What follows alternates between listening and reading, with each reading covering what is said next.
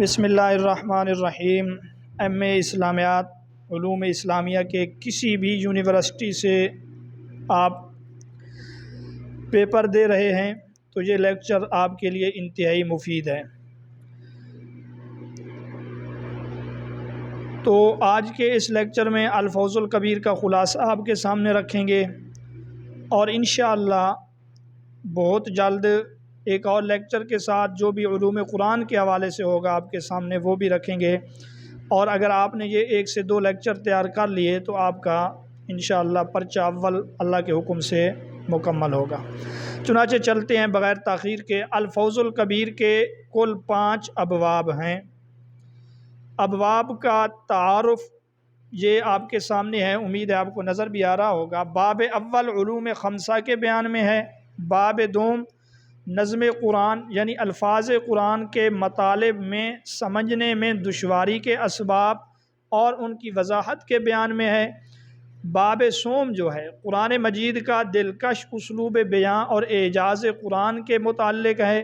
چوتھا باب جو ہے تفسیر کے طریقوں کے بیان میں ہے۔ صحابہ اور تابعین کے درمیان تشریح میں جو اختلاف ہے اور ان کی وضاحت کے بیان میں ہے۔ 5ویں ابواب میں غریب الفاظ کی شرح کی ہے وافر مقدار میں شاہ صاحب نے، اور اسباب نزول کے بیان میں جن کو یاد رکھنا ایک مفسر کے لیے ضروری ہے۔ تو یہ 5 ابواب کا خلاصہ تھا۔ اب ہر باب کا تفصیلی خلاصہ ملاحظہ کیجئے۔ باب اول کا خلاصہ شاہ صاحب فرماتے ہیں قرآن پاک کے بیان کردہ معانی 5 علوم سے باہر نہیں ہیں۔ آپ سے پیپر میں یوں سوال پوچھا جائے گا کہ شاہ ولی اللہ کے نزدیک قرآن علوم کی کتنی قسمیں ہیں، تو آپ نے کہنا ہے 5 قسمیں ہیں۔ وہ 5 قسمیں کون سی ہیں؟ نمبر 1 ہے علم الاحکام۔ علم الاحکام میں واجب، مندوب، مباح، مکروہ، حرام شامل ہیں۔ علم الاحکام کا تعلق عبادات سے بھی ہوتا ہے، یعنی بعض عبادتیں واجب ہیں، بعض مستحب ہیں، بعض مکروہ ہیں، بعض حرام ہیں۔ اسی طرح علم احکام کا تعلق معاملات سے بھی ہوتا ہے۔ مثلا تدبیر منزل ہے، اس سے مراد تدبیر منزل سے مراد گھریلو معاملات ہیں، جیسے نکاح ہے، کبھی سنت ہے، کبھی مکروہ ہے، کبھی اگر بندے کو زنا میں پڑنے کا خطرہ ہو تو اس کے لیے واجب ہے۔ اولاد، خادم، مخدوم، باہمی تعاون اور معاملات واجب ان کا تعلق یعنی احکام کا تعلق سیاست مدن سے بھی ہوتا ہے۔ سیاست مدن سے مراد ہے ملکی سیاست۔ ملکی سیاست میں نظم و نسق ہے، امن و امان ہے، انصاف کی فراہمی ہے، ظلم کا انسداد ہے، یہ تمام چیزیں علم احکام میں شامل ہیں۔ ان احکام کی تفصیل فقہا کے ذمہ ہے۔ اب آپ نے یہ کہنا ہے علم الاحکام کا خواہ تعلق عبادات سے ہو، خواہ ان کا تعلق معاملات سے ہو، خواہ ان کا تعلق سیاست مدینہ سے ہو، اس کی وضاحت فقہا کے ذمہ ہے۔ آپ سے سوال میں یوں بھی پوچھا جائے گا کہ علم الاحکام کی تشریح کرنے والے کو کیا کہتے ہیں، تو علم الاحکام کی تشریح کرنے والے کو فقیہ یا فقہا کہتے ہیں۔ دوسرا علم جو ہے اس کا نام ہے علم جدل، علم مخاصمہ، یعنی 4 گمراہ فرقوں کے ساتھ جو قرآن مجید میں بحث و مباحثہ ہوا۔ وہ 4 گمراہ فرقے یہود، نصارہ، مشرکین اور منافقین ہیں۔ اس علم کی تفصیل متکلمین کے ذمہ ہے۔ آپ سے پوچھا جا سکتا ہے قرآن مجید میں کتنے گروہوں سے مخاصمہ ہوا، آپ نے کہنا ہے 4 سے۔ اور یوں بھی پوچھا جا سکتا ہے علم مخاصمہ کی تشریح، علم مخاصمہ کی وضاحت کن کے ذمہ ہے، تو جواب متکلمین کے ذمہ ہے۔ 5 علوم میں سے جو الفوز الکبیر کے پہلے باب میں ہے، ایک ہے علم تذکیر بآلاء اللہ۔ اس کی تعریف پوچھی جا سکتی ہے مختصر سوال میں بھی۔ تو علم تذکیر بآلاء اللہ سے مراد آسمان و زمین کی پیدائش کا بیان، بندے یعنی انسان جن چیزوں کے محتاج ہیں ان کا علم اللہ رب العزت میں ڈال دیا، اس چیز کا بیان اللہ تعالیٰ کی انعامات کے پیش نظر نصیحت کرنے والا علم ہے، یعنی اللہ کے نعمتوں کو سامنے رکھ کر، مد نظر رکھ کر اس علم میں نصیحت کی جاتی ہے۔ چوتھا علم ہے علم تذکیر بایام اللہ۔ ایام اللہ کا مقصد یہ ہے کہ گزشتہ واقعات کا بیان ہوتا ہے۔ نیک بندوں کو انعامات سے اللہ پاک نے نوازا جو اللہ کے فرمان بردار بندے تھے۔ بد خصلت اور سرکش افراد کو اللہ نے سزا کا نشانہ بنایا، ان کو تباہ و برباد کیا۔ تو یہ علم ہے علم تذکیر بایام اللہ۔ تو علم تذکیر بھی ایام اللہ میں یہ بتلایا جاتا ہے کہ اللہ پاک نے سابقہ نافرمان لوگوں کو تباہ و برباد کیا اور سابقہ امتوں میں فرما بردار لوگوں کو انعام یافتہ قرار دیا۔ اصل میں یہ اس وجہ سے کچھ لوگ نعمتوں کا سن کر سیدھے راستے پہ آتے ہیں، وہ علم تذکیر بھی اعلیٰ اللہ ہے، اور کچھ لوگوں کو ڈرایا اور دھمکایا جاتا ہے تب وہ سیدھے راستے پہ آتے ہیں، وہ علم تذکیر بھی ایام اللہ ہے۔ پانچواں علم ہے علم تذکیر بالموت و ما بعد الموت، اس میں موت، قبر، حشر، نشر، آئندہ آنے والے واقعات کا بیان ہوگا، جیسے حشر ہے، نشر ہے، حساب ہے، میزان ہے، جنت ہے اور دوزخ ہے۔ ان آخری تین علوم کا ذمہ واعظین کے ہے، یعنی واعظین، خطیب، مذکر، نصیحت کرنے والے لوگ ان علم کی تشریح کریں گے۔ اب ہم اس کو سوال کے انداز میں بیان کریں گے۔ شاہ صاحب نے کہا اللہ پاک نے علوم خمسہ کو قرآن میں بیان کیا، یعنی ان 5 علوم کو جو اللہ نے قرآن میں بیان کیا، کس انداز سے بیان کیا، کس اسلوب میں بیان کیا؟ تو شاہ صاحب فرماتے ہیں قدیم عربوں کا انداز تھا، یعنی جو قدیم عربی لوگ جس انداز میں عربی بولتے تھے اللہ نے وہی انداز اپنایا ہے، متأخرین علماء کا طریقہ اختیار نہیں کیا، اور اللہ رب العزت نے احکام کے بیان کرنے میں اختصار سے کام نہیں لیا۔ یاد رکھیں اختصار سے کام لینا اہل متون کا کام ہے، اور قواعد کو غیر ضروری قیودات سے نکھیرنے کا التزام بھی نہیں کیا، یعنی غیر ضروری باتیں بھی اس میں بیان نہیں ہوئی جیسا کہ اہل اصول کا انداز ہے۔ اور جو آیات مخاصمہ ہے، یعنی گمراہ فرقوں سے جو اللہ نے جھگڑا کیا ہے، اللہ نے وہاں مسلمہ اور مضبوط دلائل سے اور مسلمہ خطابات کے ذریعے مخالفین کو یعنی مشرکین، منافقین وغیرہ کی تردید کو پسند کیا ہے۔ تو خلاصہ کلام کا یہ ہوگا کہ علوم خمسہ کے بیان میں اللہ نے قدیم عربوں کا انداز اختیار کیا، متاخرین کا نہیں کیا، اصولیوں کا نہیں کیا، منطقیوں جیسا نہیں کیا، اہل متون جیسا نہیں کیا۔ اگلی بات نزول قرآن کا مقصد کیا ہے؟ شاہ صاحب کہتے ہیں نزول قرآن کے 3 مقصد ہیں۔ نمبر 1 نفوس بشریہ کی تہذیب، یعنی انسانی نفسوں کو تہذیب سنوارنا اور باطل عقائد کی نیست و نابود کرنا، اور فاسد اعمال کو یعنی برے اعمال کو ختم کرنا۔ ان 3 چیزوں کے لیے اللہ رب العزت نے قرآن مجید کو نازل کیا، یہ قرآن مجید کے نزول کا اصل مقصد ہے۔ اگلا سوال آپ سے یوں پوچھا جا سکتا ہے کہ اللہ نے مخاصمہ والی آیتیں کیوں نازل کی ہیں، یا جادل، اس کا لغوی معنی جھگڑا کرنا، اللہ نے آیات جادل کیوں نازل کی ہیں، ان کے نازل ہونے کا سبب کیا ہے؟ تو ان کے نازل ہونے کا سبب لوگوں کے دلوں میں باطل عقائد کا پایا جانا، یعنی لوگوں کے دلوں میں باطل عقائد تھے، اللہ نے ان باطل عقائد کی تردید کے لیے آیات مخاصمہ کو نازل کیا ہے۔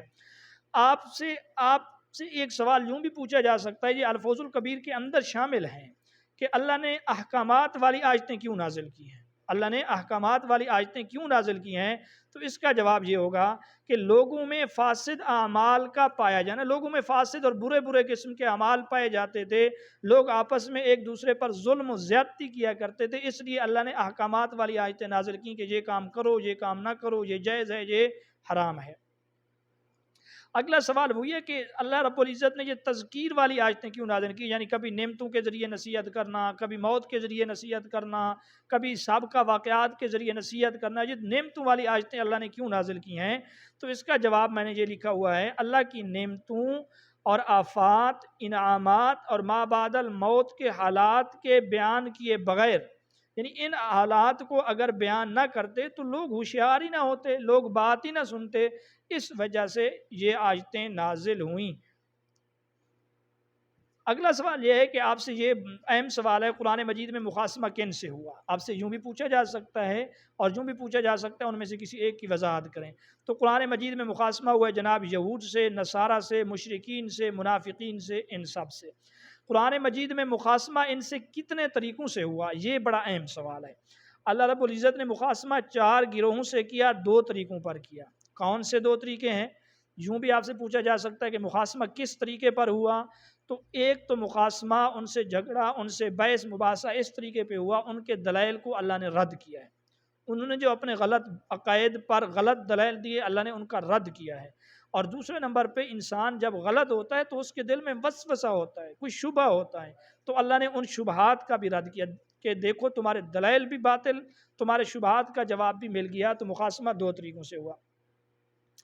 شاہ ولی اللہ رحمۃ اللہ علیہ نے 4 گمراہ فرقوں کا تذکرہ کرتے وقت سب سے پہلے مشرکین کا ذکر کیا، تیسرے نمبر پہ نصارہ کا ذکر کیا، تو لازمی بات ہے دوسرے نمبر پہ یہود کا، جبکہ چوتھے نمبر پہ ان کا منافقین کا۔ مشرکین اپنے آپ کو کس نام سے موسوم کرتے تھے، یہ سوال ہے، تو مشرکین اپنے آپ کو حنفاء کہتے تھے۔ آپ سے پوچھا جا سکتا ہے کہ مشرکین کیا کہتے تھے، یا یوں بھی سوال بن سکتا ہے کہ اپنے آپ کو حنیف یا حنفاء کون کہتے تھے، تو حنفاء یہ حنیف کی جمع ہے۔ اگلا سوال ہے مشرکین جو ہے نا مسلمانوں کو کیا کہا کرتے تھے، مشرکین مسلمانوں کو نعوذ باللہ صابی کہا کرتے تھے کہ تم بے دین ہو گئے، اپنے آپ کو حنیف کہتے تھے اور مسلمانوں کو صابی کہتے تھے۔ اگلا سوال یہ مشرکین کس ملت کے پیروکار ہونے کا دعویٰ کرتے تھے، جس کو اللہ نے رد کیا، تو مشرکین کہتے تھے ہم ملت ابراہیمی پر ہیں، ہم دین ابراہیمی پر ہیں، اللہ نے اس کا رد کیا، اللہ نے کہا نہیں تم ملت ابراہیمی پر نہیں ہو۔ اگلا سوال یہ ہے کہ ملت ابراہیمی میں کون سی چیزیں ہیں، تو ملت ابراہیمی میں یہ چیزیں ہیں، آپ ملاحظہ کریں، بیت اللہ کا حج ہے، یہ ملت ابراہیمی میں ہے، نمازوں میں بیت اللہ کی طرف رخ کرنا، غسل جنابت، ختنہ کرنا، دیگر خصال فطرت یعنی مونچھیں کٹوانا، داڑھی بڑھانا اور زیر ناف بال صاف کرنا، یہ سب اس خصال فطرت میں شامل ہیں۔ حرمت والے مہینوں کا ادب، مسجد حرام کی تعظیم، نسب کی وجہ سے رشتوں کا حرام ہو جانا، رضاعت کی وجہ سے یعنی دودھ پینے کی وجہ سے رشتوں کا حرام ہو جانا، حلق میں ذبح کرنا، حلق یعنی گردن میں ذبح کرنا۔ مشرکین میں ایک عادت یہ بھی تھی، زندہ جانور کا جس جگہ سے ان کا دل چاہتا گوشت کو کاٹ لیتے تھے، یہ ملت ابراہیمی نہیں ہے۔ اور نہر اور ذبح کے ذریعے، نہر کہتے ہیں اونٹ کو قربان کرنا، ذبح عام جانور کو قربان کرنا، اللہ کا قرب حاصل کرنا یعنی جانور اللہ کی رضامندی کے لیے ذبح کرنا، خصوصاً ایام حج میں، یہ 11 چیزیں کہلاتی ہیں ملت ابراہیمی کے شعائر، ملت ابراہیمی کی نشانیاں۔ اگلا سوال یہ نماز، روزہ، یتیم مسکینوں پر صدقہ، آسمانی آفات اور حادثات اور قدرتی آفات میں ایک دوسرے کی مدد کرنا، صلہ رحمی کرنا، یہ تمام چیزیں کہلاتی ہیں ملت ابراہیمی کے شرائع یا ملت ابراہیمی کے احکام۔ تو ہم نے آپشن میں لگایا الف اور بے دونوں۔ یہاں آپ سے کیا پوچھا جا سکتا ہے، آپ سے یہاں یوں بھی پوچھا جا سکتا ہے کہ یہ سوال لانگ میں آ جائے کہ ان کو تفصیل سے لکھو، اسی طرح آپ سے یہ بھی پوچھا جا سکتا ہے شعائر میں سے کوئی 2-4 لکھیں، شرائع میں سے کوئی 2-4 لکھیں۔ تو شعائر میں سے آپ نے وہی لکھنی ہے جو اوپر بیان ہو چکی ہیں، اور شرائع میں آپ نے یہ نیچے والی لکھنی ہے۔ اچھا یہ جو کام ہے نا، مشرکین ان کاموں کی تعریف کرتے تھے، کہتے تھے یہ اچھے کام ہیں، لیکن خود نہیں کرتے تھے، عملی طور پہ زیرو تھے، لیکن مشرکین بھی کہتے تھے کہ یہ کام اچھے ہیں۔ ملت ابراہیمی میں کچھ کام ایسے تھے جن سے منع کیا گیا تھا لیکن مشرکین ان کو کرتے تھے، مثلا قتل منع، چوری منع، زنا منع، سود منع، غصب یعنی کسی سے چیز کو چھیننا منع، لیکن مشرکین یہ تمام کام کرتے تھے۔ تو یہ جو ہے نا شاہ صاحب مشرکین کی برائیاں بیان کر رہے ہیں کہ یہ گمراہیاں تھیں مشرکین میں۔ آپ سے لانگ میں بھی یہ پوچھا جا سکتا ہے کہ مشرکین کی گمراہی پر تفصیلی نوٹ لکھیں، تو آپ نے یہ لکھنا ہے کہ مشرکین اپنے آپ کو حنیف کہتے تھے لیکن اس کے باوجود ملت ابراہیمی سے بالکل منقطع ہو چکے تھے، ملت ابراہیمی کے شاعر کو چھوڑ چکے تھے، شرائع کو چھوڑ چکے تھے، بلکہ وہ کام بھی کیا کرتے تھے جن میں ملت ابراہیمی سے روکا گیا تھا، مثلا قتل، چوری، زنا، سود، غصب وغیرہ۔ اگلا سوال یہ ہے کہ مشرکین کے گمراہی کے اسباب کون سے تھے، تو یہ آپ ملاحظہ کر سکتے ہیں مشرکین کی گمراہی کے اسباب ہیں شرک، تشبیہ، تحریف، آخرت کا انکار، آپ صلی اللہ علیہ وسلم کی نبوت کو بعید سمجھنا، برے اعمال، ظلم و ستم کا پھیل جانا، باطل مذہبی باتوں کی ایجاد، عبادات کا مٹ جانا، یہ 8 گمراہی کے اسباب ہیں مشرکین میں، شرک، تشبیہ، تعریف، آخرت کا انکار وغیرہ۔ ہر ایک کی ہم آپ کو تعریف بتلائیں گے، شرک کسے کہتے ہیں، تشبیہ کسے کہتے ہیں وغیرہ۔ اچھا شرک کے بارے میں جو مشرکین کا عقیدہ تھا نا، وہ یہ سنیں، وہ مشرک کہتے تھے جس طرح ایک عظیم و شان بادشاہ، بڑا بادشاہ اپنی رعایا کا انتظام خود نہیں کرتا بلکہ ان کے معاملات کا انتظام اپنے مقربین بارگاہ کو سپرد کرتا ہے، اپنے وزیروں مشیروں کے سپرد کرتا ہے، جس طرح ایک بڑا بادشاہ، تو انہوں نے کہا، اور رعایا پر ان کی اطاعت واجب کر دیتا ہے کہ تم نے ان کی بات ماننی ہے، اسی طرح مشرکین کہتے تھے اللہ نے بھی کچھ خاص بندوں کو الوہیت میں شریک کیا ہوا ہے، لہذا ان کو خوش رکھنا بھی ضروری ہے تاکہ وہ بوقت ضرورت سفارش کر سکیں اور اللہ پاک تک ہم رسائی کا ذریعہ بنائیں۔ یہ تھا مشرکین کا شرک۔ اگلا سوال یہ ہے، بشری صفات میں سے انسانی صفات مثلا کھانا پینا، بیٹی بیٹا، شادی بیوی، یہ انسانی صفات ہیں۔ بشری صفات میں سے کسی صفت کو اللہ پاک کے لیے ثابت کیا جائے، مثال جیسے یہ کہا جائے فرشتے اللہ کی بیٹیاں ہیں، یہ کیا ہے؟ یہ تشبیہ ہے۔ تو آپ سے تشبیہ کی تعریف بھی پوچھ سکتے ہیں اور تعریف پوچھ کر یہ بھی پوچھ سکتے ہیں کہ یہ کیا ہے۔ تو آپ سے اگر سوال میں تشبیہ کسے کہتے ہیں، جواب یہ ہے بشری صفات میں سے کسی صفت کو اللہ کے لیے ثابت کرنا۔ مثال یہ ہے کہ جیسے اللہ کی بیٹیاں ہیں۔ مشرکین کی گمراہی کا تیسرا سبب جو تھا وہ تحریف تھا۔ تحریف کہتے ہیں رد و بدل کرنے کو۔ دین ابراہیمی میں رد و بدل کر کے تحریف کرنے والا پہلا شخص عمر بن لوہی تھا۔ آپ سے یوں بھی پوچھا جا سکتا ہے کہ سب سے پہلا بت پرستی کا موجد کون تھا، تحریف کرنے والا پہلا شخص کون تھا؟ وہ عمر بن لوہی تھا۔ یہ آپ صلی اللہ علیہ وسلم کے زمانے سے 300 سال پہلے گزرا ہے۔ اسی طرح اس نے بحیرہ، صیبہ، حام جو جانور ہیں ان کو بتوں کے نام پہ چھوڑا، تیروں کے ذریعے قسمت کا حال معلوم کیا، یہ بھی اسی کی ایجادات ہیں۔ اس کا سلام ربیعہ بن حارث ہے، یہاں میں نے آپشن میں ربیعہ بن حارث لگایا ہے اور ساتھ میں بتایا ہے کہ یہ عمر بن لوہی کا اصل نام ہے۔ اچھا، مشرکین کی گمراہی میں ایک یہ بھی تھا کہ آپ صلی اللہ علیہ وسلم کی نبوت کو بئی سمجھتے تھے۔ وہ کہتے تھے کہ ایک انسان کیسے نبی ہو سکتا ہے؟ کیوں؟ اس وجہ سے کہ آپ صلی اللہ علیہ وسلم بشری صفات سے متصف تھے کہ بشر ہو کے نبی ہونا۔ تو اللہ تعالیٰ نے ان تمام چیزوں کا رد کیا ہے۔ اب دیکھیں، سب سے پہلے مشرکین کی گمراہی تھی جس کا نام تھا شرک۔ مشرکین ذات و صفات میں اللہ کے اوروں کو شریک کرتے تھے۔ اللہ نے اس کو 4 طریقوں سے رد کیا۔ اللہ نے فرمایا شرک پر دلیل لاؤ، اور یہ ایک طریقہ ہے کہ شرک کا جو تم دعویٰ کرتے ہو اللہ کے ساتھ شریک کرتے ہو، کوئی دلیل تو لے آؤ۔ دوسرے نمبر پہ اللہ نے یہ کہا کہ خالق اور مخلوق میں مساوات اور برابری نہیں ہے، تو وہ مخلوق ہیں، میں اللہ خالق ہوں، تو وہ میرے شریک کیسے ہو سکتے ہیں؟ تیسرے نمبر پہ اللہ نے یہ کہا کہ انبیاء کرام کا توحید پر اجماع ہے۔ انبیاء کرام کا توحید پر اجماع ہے۔ مقصد یہ ہے کہ تم اپنے آپ کو ملت ابراہیمی کے پیروکار کہتے ہو، تم زبان سے یہ دعویٰ کرتے ہو کہ ہم حضرت ابراہیم کے ماننے والے ہیں، وہ حضرت ابراہیم بھی توحید کے قائل تھے، تو تم کیوں شرک کرتے ہو؟ فرمایا چوتھے نمبر پہ ان کا جواب یہ دیا، پتھر کی مورتیاں اور یہ جو تمہارے بت ہیں یہ تو انسان کے رتبے کو بھی نہیں پہنچے، یہ خدا کیسے بن سکتے ہیں؟ تو یہ 4 طریقے تھے شرک کے رد کے۔ ٹھیک ہے، مشرکین کا دوسرا عقیدہ تھا گمراہی کا، وہ تھا تشبیہ۔ تشبیہ کی تعریف گزر چکی ہے، تو اللہ نے اس کو 3 طریقوں سے رد کیا کہ تم جو کہتے ہو فرشتے اللہ کی بیٹیاں کی دلیل تو لے آؤ، اور دوسرے نمبر پہ یہ بتلایا اولاد اور والد ہم جنس ہوتے ہیں، یہاں جنسیت نہیں ہے، اللہ اور ہے مخلوق اور ہے، خالق اور مخلوق ایک جنس نہیں ہو سکتے، تو فرشتے بیٹیاں کیسے بن سکتے ہیں؟ تیسرے نمبر پہ ان کو یہ کہا کہ تم کیسے لوگ ہو، اپنے لیے تو تم مشرکین مکہ بیٹیوں کو ناپسند کرتے ہو اور یہ کہتے ہو اللہ کے لیے بیٹیاں ہیں، یعنی کیسے برے فیصلے کرتے ہو۔ اور مشرکین کی گمراہی میں سے تیسرا سبب تھا تعریف، یعنی دین ابراہیمی میں رد و بدل کرنا۔ اللہ نے اس کا 2 طریقوں سے جواب دیا کہ یہ جو آج کل باتیں ہیں، یعنی بحیرہ، صیبہ، سام، حام، بت، تیر وغیرہ، یہ تمام دین ابراہیمی میں نہیں تھی، نہ حضرت ابراہیم سے یہ منقول ہیں۔ دوسری بات یہ ہے کہ یہ جو باتیں ہیں یہ ان لوگوں نے ایجاد کی ہیں جو خود بھی معصوم نہیں ہیں، وہ تو خود گناہ گار تھے، وہ تو خود بدبخت برے لوگ تھے، تو وہ کس طرح حجت بن سکتے ہیں؟ اسی طرح مشرکین کی گمراہی کے اسباب میں سے ایک سبب یہ بھی تھا کہ وہ آخرت کا انکار کرتے تھے، حشر نشر کو نہیں مانتے تھے۔ تو اللہ نے اس کا رد قرآن مجید میں 2 طریقوں سے کیا ہے، مختلف مثالیں دی ہیں۔ مثلا یہ کہا کہ دیکھو بارش سے پہلے ایک زمین بے آباد اور مردہ بنجر ہوتی ہے، اللہ پاک اس کو دوبارہ زندہ کرتے ہیں، تو جس طرح اللہ یہ کر سکتا ہے تمہیں بھی پیدا کر سکتا ہے۔ اسی طرح ایک اور مثال دی کہ تمہیں پہلی بار جس اللہ نے پیدا کیا تو کیا دوبارہ پیدا کرنے پر وہ قادر نہیں ہے؟ یعنی وہ قادر ہے۔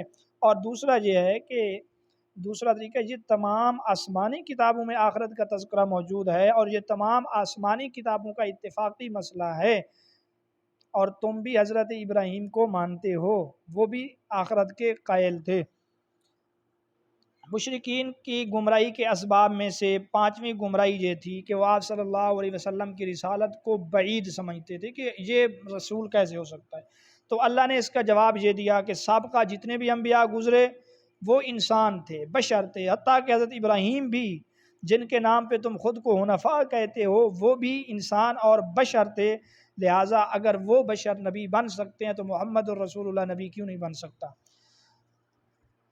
اور دوسرے نمبر پہ ان کو یہ کہا گیا کہ رسول و نبی کا کام، رسول یا نبی ہونے کا مطلب یہ ہے کہ وہ اللہ کا نیک بندہ ہے، اللہ کا پیغام لوگوں تک پہنچاتا ہے، اس میں کیا بعید ہے کہ بشر ہو تو۔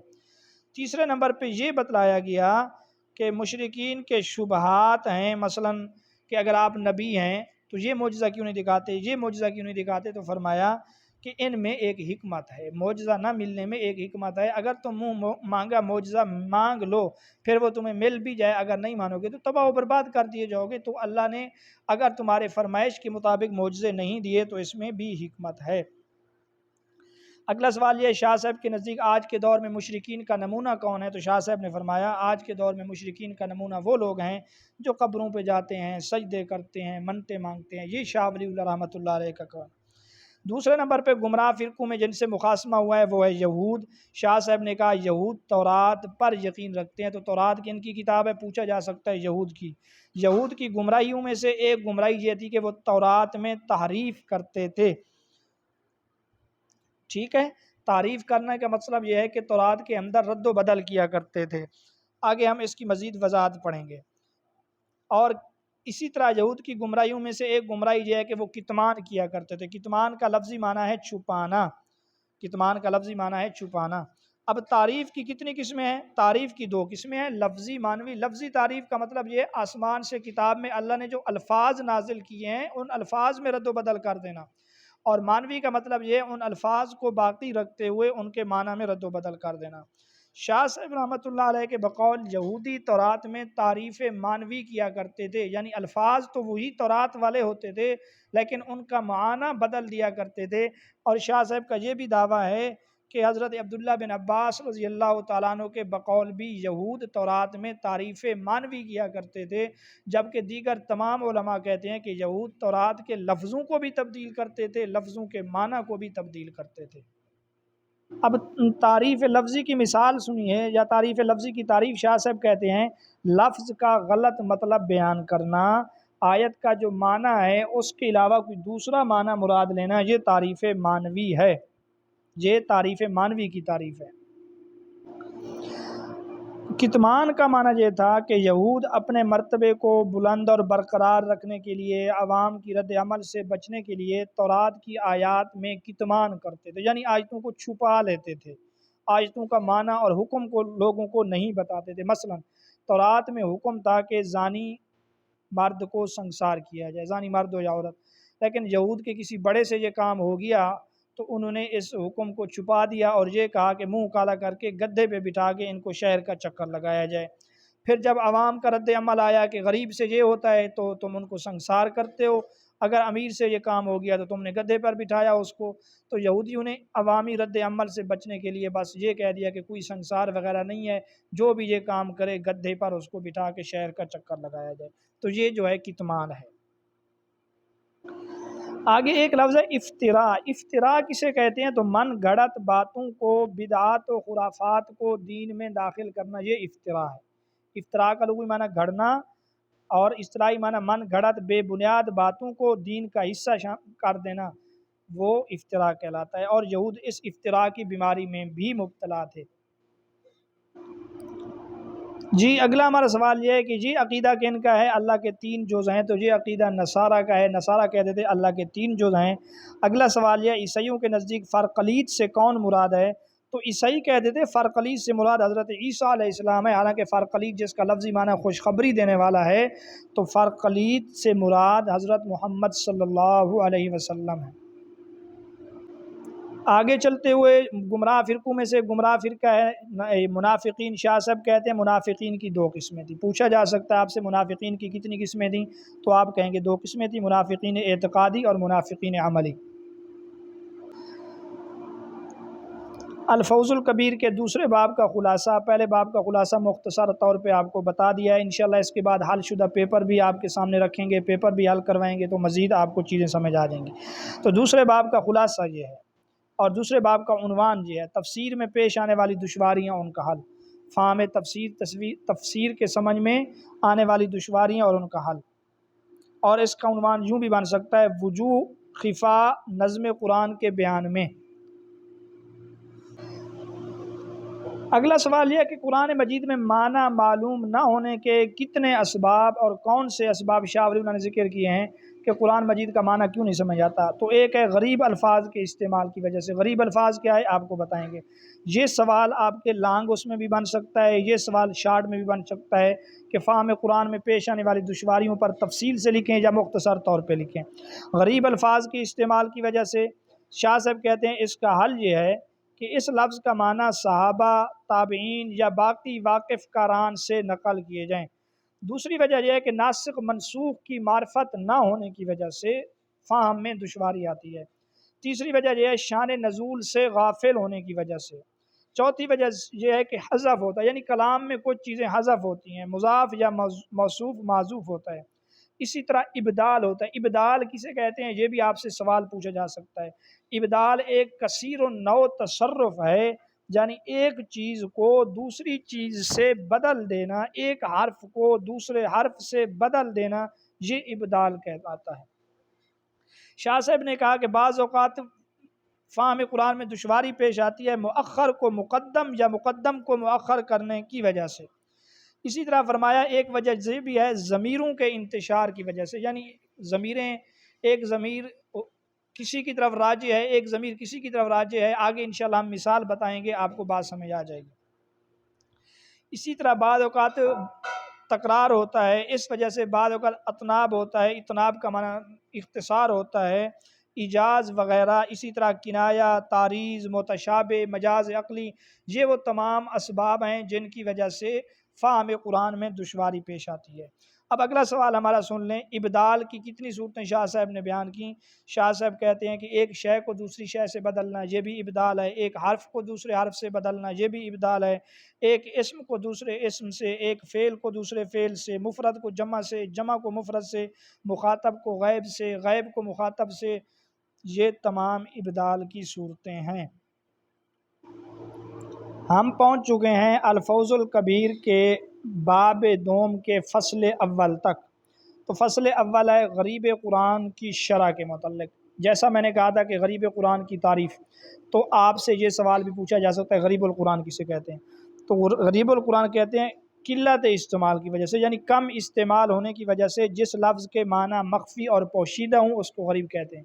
یوں بھی اس کی تعریف کر سکتے ہیں وہ الفاظ جن کے معنی نسبتاً نامانوس اور اجنبی ہوں ان کو غریب القرآن کہتے ہیں۔